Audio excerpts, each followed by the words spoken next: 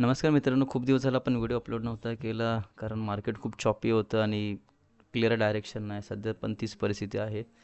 तरी पण एक टाईम कॅन्डल आलेली आहे, जी की उद्या फॉर्म होणार आहे 19 तारखेला 12 वाजताची टाईम कॅन्डल. ट्रेड करायचा सोपा मार्ग, कॅन्डल जेव्हा बनेल 15 मिनटाची तेव्हा तिचा हाय आणि लो तुम्हाला मार्क करायचे. मार्केट ज्या साईडला तुटेल त्याच्या रिटेस्टवर तुम्हाला बाय करायचे. आत्ता सध्या एक टाईम कॅन्डल बनलेली आहे, तिचा हाय हा आहे 58,940. जर मार्केट जर इथून परत रिटेस्टला इकडे आलं आणि जर इथे ग्रीन कॅन्डल फॉर्म बनत असेल तर तुम्हाला इथे ट्रेड घ्यायचा आहे. सध्या तरी मार्केट खूप चॉपी आहे आणि रॅन्डम मूव्ज होत आहेत. आज पण 500 पॉईंटने जवळपास मार्केटमध्ये उलाढाल झालेली आहे.